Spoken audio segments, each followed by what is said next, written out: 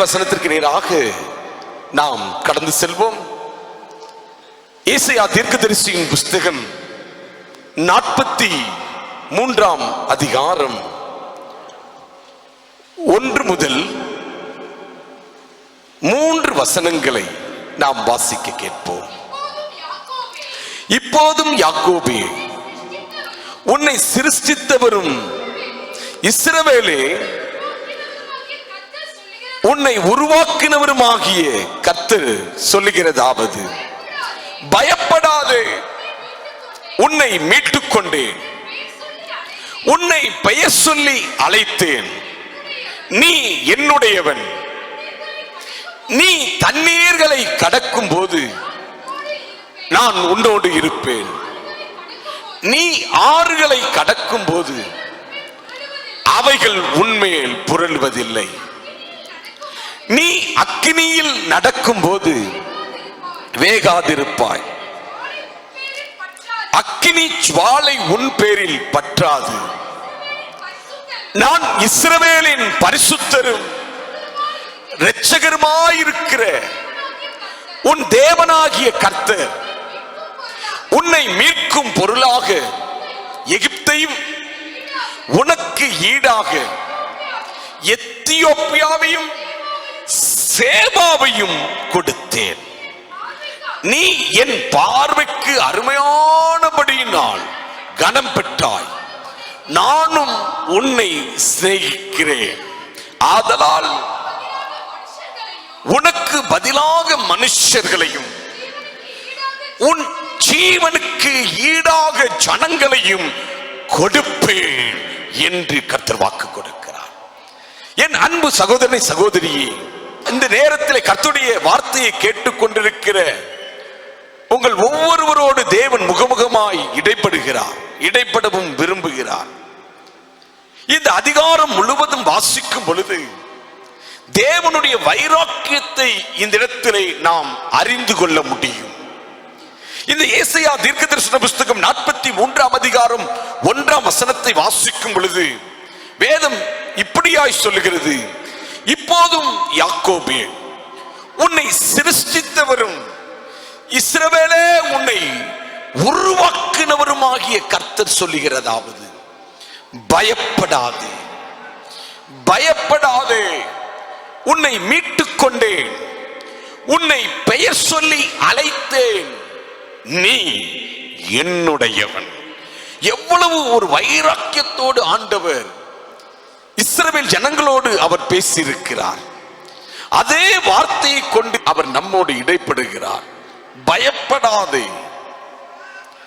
அன்பு சகோதரனை சகோதரி, இந்த வருடத்தின் கடைசி நாட்களிலே ஏதோ ஒரு பயம் நமக்குள்ளே இருக்கலாம். வேத புஸ்தகத்திலே 365 தடவை பயப்படாதே பயப்படாதே என்று சொல்லி கர்த்தர் நம்மை தைரியப்படுத்திக் கொண்டிருக்கிறார். இந்த இடத்திலே பயப்படாதே என்று சொல்லிவிட்டு தொடர்ந்து வாசிக்கும் பொழுது வேதம் சொல்லுகிறது, உன்னை மீட்டுக் கொண்டேன். ஆமென். உன்னை நான் மீட்டுக் கொண்டேன், உன்னை நான் வேறு பிரித்தேன், உன்னை நான் தூக்கி எடுத்தேன், உன்னை நான் தோள்களிலே சுமந்தேன், உன்னை என் உள்ள கைகளிலே வரைந்திருக்கிறேன். ஆமென். எவ்வளவு அன்பாய் ஆண்டவர் பேசுகிறார். மீட்டுக் கொள்கிற ஆண்டவர், நம்மை மீட்டு எடுக்கிற ஆண்டவர், நம்மை இரட்சிக்கிற ஆண்டவர், நம்முடைய பாவங்களில் இருந்தும் அக்கிரமங்களில் இருந்தும் வியாதிகளில் இருந்தும் நம்மை தூக்கி எடுக்கிறவர் ஒருவர் இருப்பாரே, ஆனால் அது நம்முடைய ஆண்டவர் ஆகிய இயேசு கிறிஸ்து மட்டுமே. இந்த வருடத்தின் கடைசி நாட்களிலே ஆண்டவர் நம்மை மீட்டுக் கொள்ள போகிறாராம், நம்மை மீட்டு எடுக்க போகிறாராம். வேத வசனத்தை வாசிக்கும் பொழுது அவர் எப்படி நம்மை மீட்டெடுப்பார், அவர் எப்படி நம்மை மீட்பை கொடுப்பார், இரட்சிப்பை கொடுப்பார், எப்படி நம்மை தூக்கி எடுப்பார் என்று பார்க்கும் பொழுது வேத வசனம் தெளிவாய் சொல்லுகிறது. வெளிப்படுத்தின விசேஷம் 5ஆம் அதிகாரம் 5ஆம் அதிகாரத்தை நீங்கள் திருப்பிக் கொள்ளும்படி உங்களை அன்பாய் கேட்கிறேன். 9, 10 ஆகிய வசனங்களை நாம் வாசிக்க கேட்க போகிறோம். தேவரீர் புஸ்தகத்தை வாங்கவும் அதன் முத்திரைகளை உடைக்கவும் பாத்திரராயிருக்கிறேன். ஏனெனில் நீர் அடிக்கப்பட்டு சகல கோத்திரங்களிலும் பாசைக்காரரிலும் ஜனங்களிலும் ஜாதிகளிலும் இருந்து எங்களை தேவனுக்கென்று உம்முடைய இரத்தத்தினாலே மீட்டுக் கொண்டு எங்கள் தேவனுக்கு முன்பாக எங்களை ராஜாக்களும் ஆசாரியர்களுமாக்கினே. நாங்கள் பூமியிலே அரசாளுவோம் என்று புதிய பாட்டை பாடினார்கள் என்று வேதத்தில் எழுதப்பட்டிருக்கிறது. உன்னை மீட்டுக் கொண்டேன் என்று சொன்னாரே, அவர் எப்படி நம்மை மீட்டுக் கொள்வாராம்? வேத வசனம் சொல்லுகிறது, எங்களை தேவனுக்கென்று உம்முடைய இரத்தத்தினாலே மீட்டுக் கொண்டு. அன்பு தேவ பிள்ளைகளே, அவர் தம்முடைய இரத்தத்தினாலே நம்மை மீட்டுக் கொண்டாராம். வேத வசனங்களை பார்க்கும் பொழுது பாவத்திலும் அக்கிரமத்திலும் அக்கிரம செய்கையிலும் கிடந்த நம்மை தம்முடைய சொந்த இரத்தத்தை அவர் சிந்தி தம்முடைய சொந்த இரத்தத்தை விலைக்கிரயமாய் கொடுத்து அவர் நம்மை மீட்டுக் கொண்டார். இந்த உலகத்திலே வந்து நமக்காக அடிக்கப்படுகிற ஆட்டுக்குட்டியை போல அவர் மாறினாராம். பாருங்கள், வேத வசனங்களை பார்க்கும் பொழுது எங்கெல்லாம் இரத்தம் சிந்தினார். கெத்செமனே தோட்டத்திலே அவர் இரத்தம் சிந்தினார்.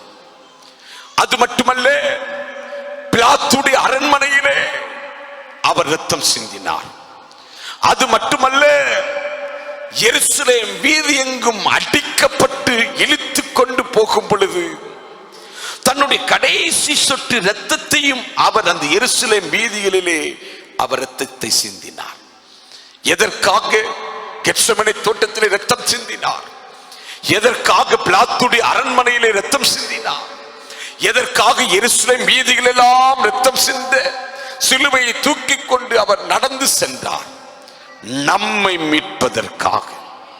இந்த நாட்களிலே நாம் எதிலே அடிமைப்பட்டு கிடக்கிறோமோ, எந்த காரியத்திலிருந்து வெளியே வர முடியாதபடி சிறைப்பட்டு இருக்கிறோமோ, எந்த காரியத்தில் எழும்ப முடியாதபடி அடிக்கடி விழுந்து விழுந்து அடிமையாகி கொண்டிருக்கிறோமோ, அந்த காரியத்திலிருந்து அவர் நம்மை மீட்டெடுக்கும்படி தம்முடைய சொந்த இரத்தத்தையே அவர் நமக்காய் கொடுத்தார். ஆமென், அல்லேலூயா. அப்போஸ்தலனாகிய பவுல் கொலோசியருக்கு எழுதின நிருபம் 1ஆம் அதிகாரத்திற்கு நேராக உங்களுடைய வேத பகுதியை திருப்பிக் கொள்ளுங்கள். எல்லாரும் கொலோசியருக்கு எழுதின நிருபம் 1ஆம் அதிகாரம் 20, 21 ஆகிய வசனங்களை நாம் வாசிக்க கேட்போம். அவர் சிலுவையில் சிந்தின இரத்தத்தினாலே சமாதானத்தை உண்டாக்கி பூலோகத்தில் உள்ளவைகள் பரலோகத்தில் உள்ளவைகள் யாவையும் அவர் மூலமாய் தமக்கு ஒப்புரவாக்கிக் கொள்ளவும் அவருக்கு பிரியமாயிற்று. முன்னே அந்நியராயும் துர்க்கிரியைகளினால் மனதிலே சத்துருக்களாயும் இருந்த உங்களையும் பரிசுத்தராகவும் குற்றமற்றவர்களாகவும் கண்டிக்கப்படாதவர்களாகவும் தமக்கு முன் நிறுத்தும்படியாக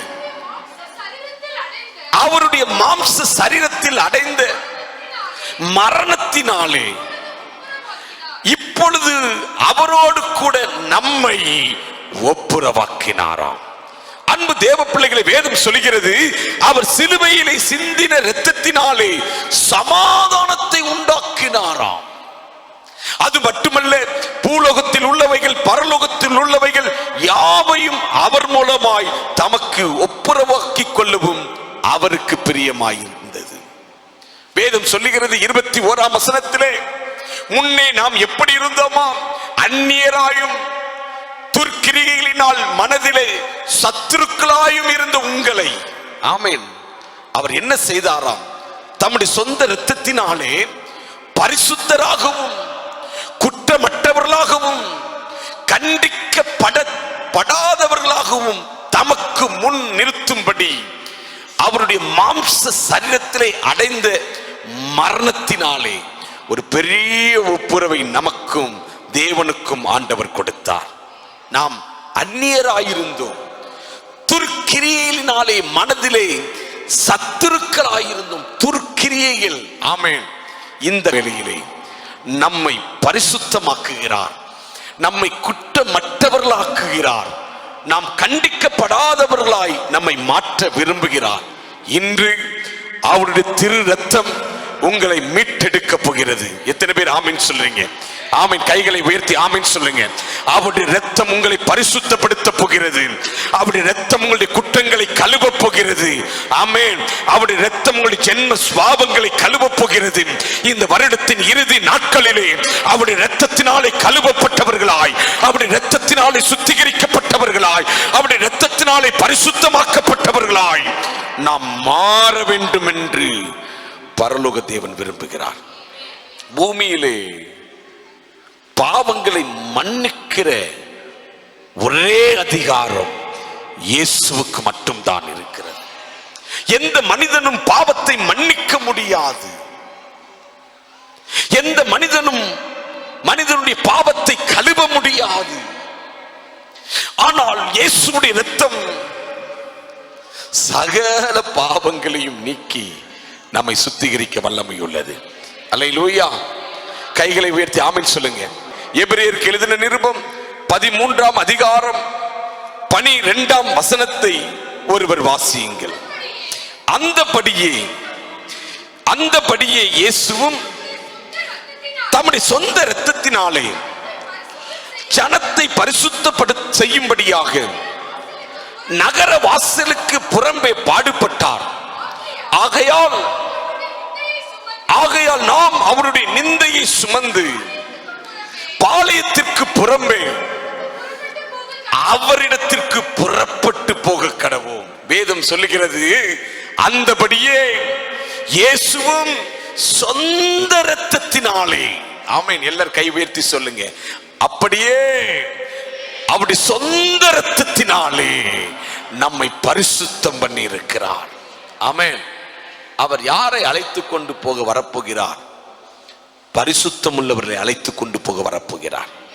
இந்த வேளையிலே நாம் எப்படிப்பட்ட நிலைமையிலே இருந்தாலும் சரி, அவருடைய இரத்தம் நம்மை பரிசுத்தப்படுத்த போகிறது. அவருடைய இரத்தம் நம்மை சுத்திகரிக்க போகிறது. அவருடைய இரத்தம் நம்மை கழுவ போகிறது. இந்த வேளையிலே இயேசுவின் இரத்தத்தினாலே கழுவப்பட்டவர்களாய் இந்த இடத்திலிருந்து நீங்கள் கடந்து போக போகிறீர்கள். அது மட்டுமல்ல, அவருடைய இரத்தம் நம்மை பரிசுத்தப்படுத்துகிறது மட்டுமல்ல, அப்போஸ்தலனாகிய பவுல் ரோமருக்கு எழுதின நிருபம் 5ஆம் அதிகாரம் 9ஆம் வசனத்தை வாசிக்கும் பொழுது வேதம் இப்படியாய் சொல்லுகிறது. 5ஆம் அதிகாரம் 9ஆம் வசனம், இப்படி நாம் அவருடைய இரத்தத்தினாலே நீதிமான்களாக்கப்பட்டிருக்க. ஆமென். வேதம் இப்படியாய் சொல்லுகிறது, அவருடைய இரத்தம் நம்முடைய பாவத்தை மட்டுமல்ல, அவருடைய இரத்தத்தினாலே நாம் நீதிமான்களாக்கப்பட்டிருக்கிறோம். கைகளை உயர்த்தி ஆமீன் சொல்லுங்க. ஆமென், ஆமென். தந்தை பெர்க்மான்ஸ் அவர்கள் அருமையாய் பாடினார். நீதிமான் நான், நீதிமான் நான், இயேசுவின் இரத்தத்தாலே கழுவப்பட்ட நீதிமான் நான். ஆமென். அன்பு தேவ பிள்ளைகளே, நம்மை அவருடைய இரத்தம் நம்மை நீதிமான்களாக்கி இருக்கிறது. ஆமென். அவருடைய இரத்தம் நம்மை பரிசுத்தவான்களாய் மாற்றி இருக்கிறது. அவர் சிலுவையிலே சிந்தின அந்த இரத்தம், ஆமென், நமக்கு சமாதானத்தை கொண்டு வருகிறது என்று வேதம் தெளிவாய் சொல்லுகிறது. என் அன்பு தேவ பிள்ளைகளே, இந்த வருடத்தின் கடைசி நாட்களிலே, ஆமென், ஒரு சுத்திகரிப்பை நாம் விரும்ப வேண்டும். ஆமென். உலகத்திலே வந்த எந்த மனிதனையும் சுத்திகரிப்பது அவருடைய இரத்தம் தான். அல்லேலூயா. அந்த இரத்தம் இந்த நேரத்திலே நம்மை கழுவ போகிறது. ஆமென். இரண்டாவதாக, எப்படி நம்மை மீட்டுக் கொள்வாராம்? வேத வசனத்தை வாசிக்கும் பொழுது மத்தேயு எழுதின சுவிசேஷ புஸ்தகம் 20ஆம் அதிகாரம் 28ஆம் வசனத்தை ஒருவர் வாசிக்கும்படி உங்களை அன்பாய் கேட்கிறேன். அப்படியே மனுஷகுமாரனும் ஊழியம் கொள்ளும்படி வராமல் ஊழியம் செய்யவும் அநேகரை மீட்கும் பொருளாக வேதம் சொல்லுகிறது தம்முடைய ஜீவனை கொடுக்க வந்தாராம். ஆமென். அன்பு தேவ பிள்ளைகளே, அவருடைய இரத்தம் மட்டுமல்ல, ஆமென், அவருடைய சரீரத்தையும் அவர் நம்மை மீட்கும்படியாக அவர் ஒப்பு கொடுத்தார். ஆமென். எனக்கு வேதத்தை வாசிக்கும் பொழுது லூக்கா எழுதின சுவிசேஷ புஸ்தகம் 22ஆம் அதிகாரத்திற்கு நேராக திருப்பும் பொழுது பாருங்கள் எப்படி அவர் ஒப்பு கொடுத்தார். 62ஆம் வசனம், லூக்கா 22ஆம் அதிகாரம் 62ஆம் வசனத்திலிருந்து வாசிக்க கேட்போம். வெளியே போய் மனம் கசந்து அழுதான்.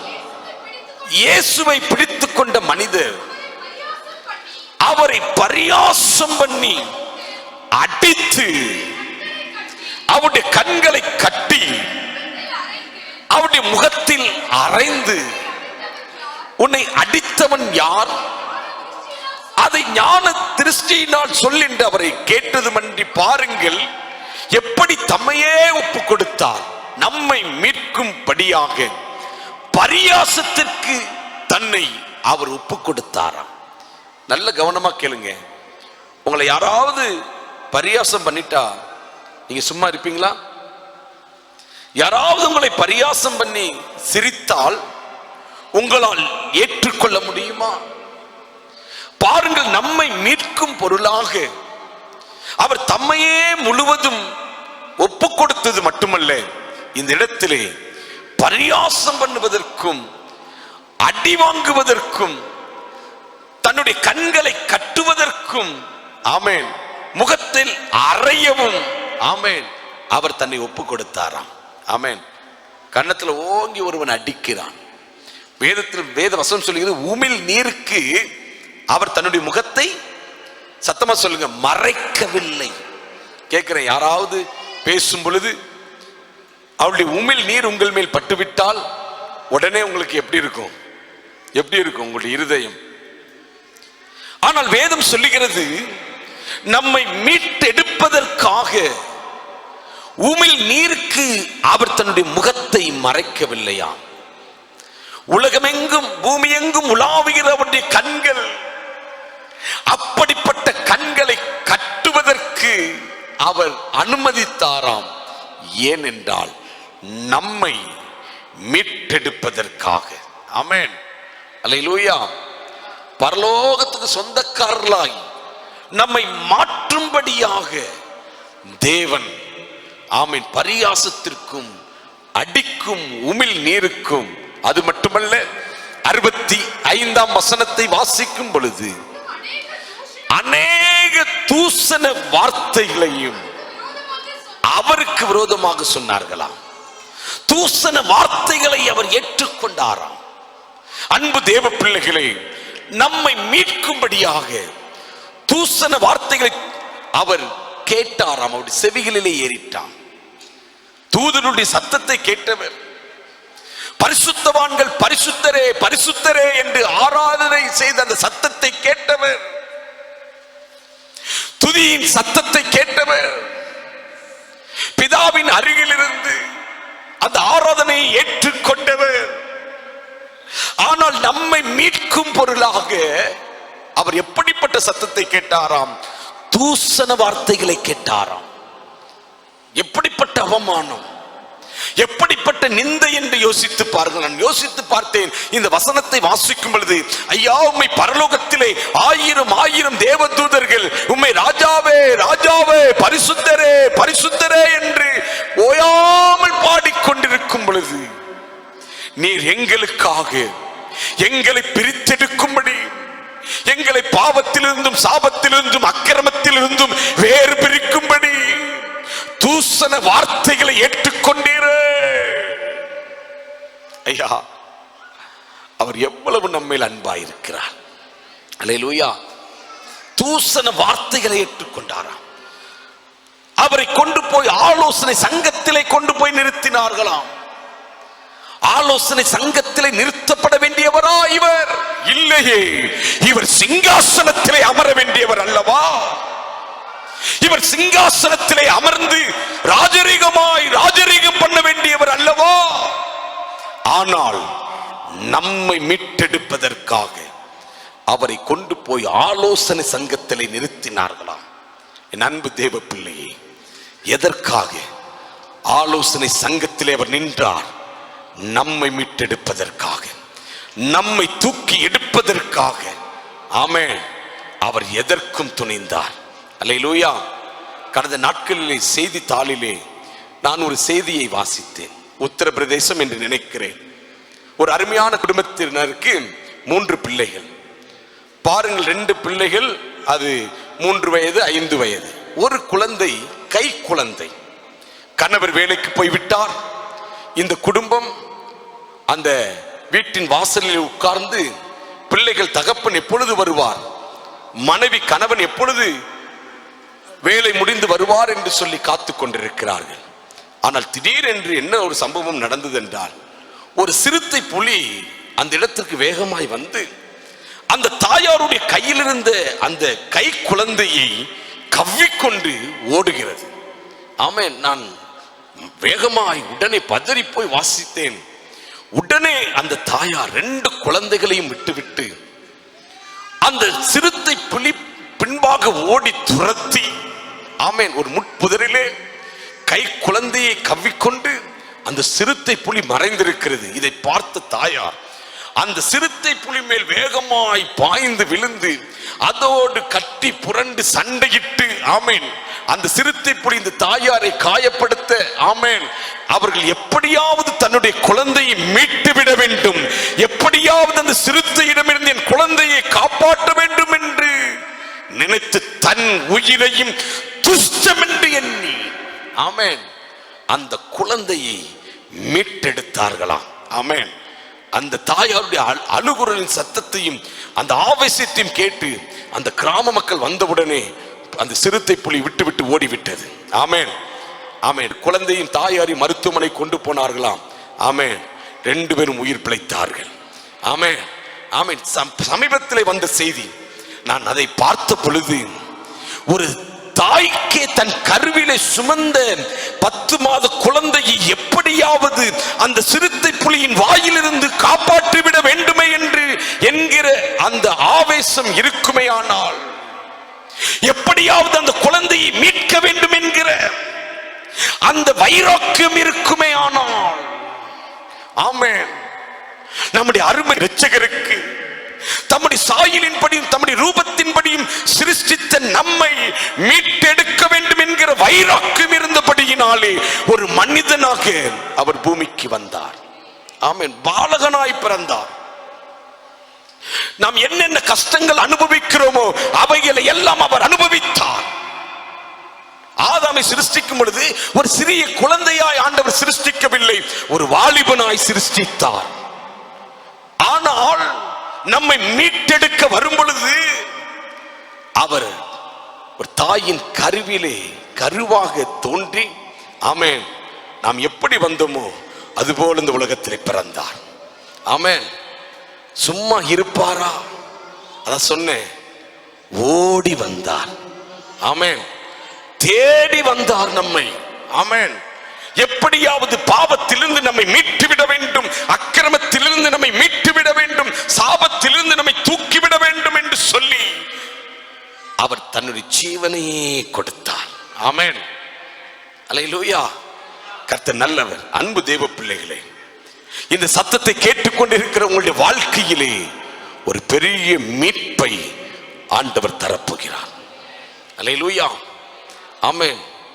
எந்த ஒரு காரியம் உங்களை கவ்விக்கொண்டிருக்கிறதோ, எந்த ஒரு காரியம் தேவனை விட்டு உங்களை பிரித்துக் கொண்டிருக்கிறதோ, எந்த ஒரு காரியம் உங்களுக்கும் தேவனுக்கும் நடுவாக வந்து உங்களை பிரித்து அவருடைய சமூகத்தை விட்டு வெளியே கொண்டு போகிறதோ, அந்த காரியத்திலே ஒரு பெரிய மீட்பை கொடுக்க போகிறார், மீட்டுக் கொள்ள போகிறார்.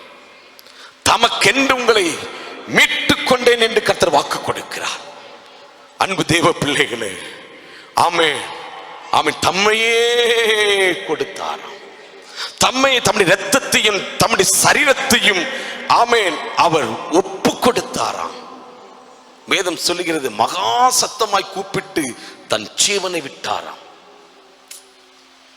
மகா சத்தமாய் கூப்பிட்டு நமக்காக தன்னுடைய ஜீவனையே கொடுத்தாராம். ஆமென். நீங்க நினைக்கலாம், கிறிஸ்துமஸ் நாட்கள்ல பிறப்பை பத்தி பேசாம இறப்பை பத்தி ஏன் பாஸ்டர் பேசுறீங்க?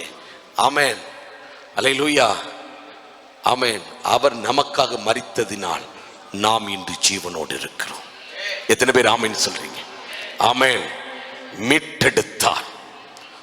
தூக்கி பட்டு குழியில் இருந்து, ஆமென், படு சேற்றில் இருந்து கர்த்தர் நம்மை தூக்கி எடுத்து இன்று ராஜாக்களாய் ஆசாரியர்களாய் நிலைநிறுத்திருக்கிறார். ஆமென், அல்லேலூயா. இந்த நாளிலே உங்களுடைய வாழ்க்கையிலே ஒரு பெரிய மீட்பை என் அருமை இரட்சகர் தரப்போகிறார். ஒரே ஒரு வசனத்தை வாசித்து நாம் ஜெபிக்க போகிறோம். அப்போஸ்தலனாகிய பவுல் தீத்துக்கு எழுதின நிருபம் 2ஆம் அதிகாரம் 14ஆம் வசனத்தை நாம் வாசிக்க கேட்போம். அவர் நம்மை சகல அக்கிரமங்களில் நின்று மீட்டுக் கொண்டு தமக்குரிய சொந்த ஜனங்களாகவும் நற்கிரியை செய்ய பக்தி வைராக்கியம் உள்ளவர்களாகவும் நம்மை சுத்திகரிக்கும்படி நமக்காக தம்மை தாமே ஒப்பு கொடுத்தாராம். ஒரு அருமையான வசனத்தை அப்போஸ்தலனாகிய பவுல் இந்த நிருபத்திலே அவர் எழுதுகிறார். அவர் நம்மை சகல அக்கிரமங்களில் நின்று மீட்டுக் கொண்டு, பாருங்க, சகல அக்கிரமங்களில் இருந்தும் அவர் நம்மை மீட்டுக் கொண்டார். ஆமென், அல்லேலூயா.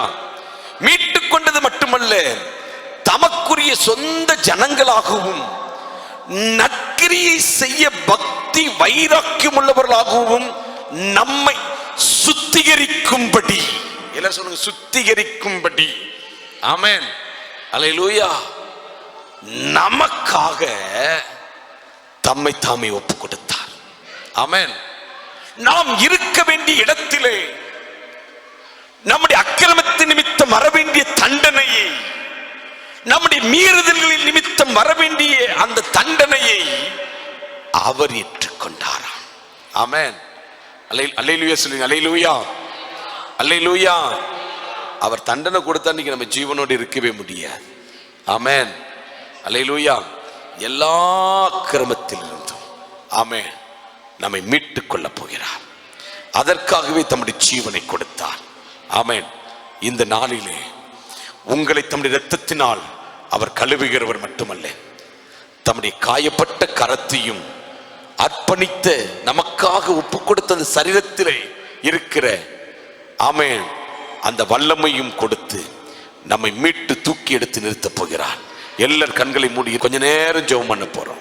வேதம் சொல்லுகிறது, உன்னை மீட்டுக்கொண்டு, உன்னை மீட்டுக்கொண்டு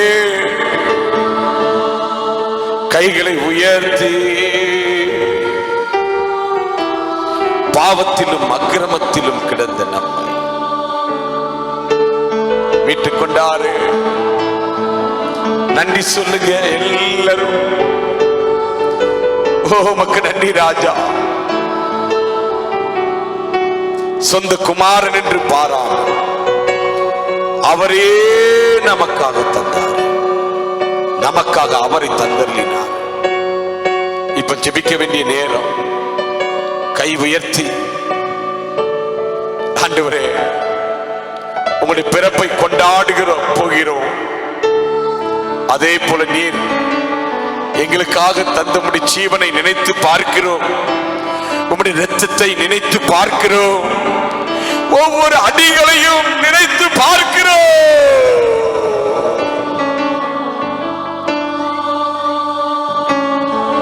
ஒவ்வொரு அடிகள் ஆண்டவரே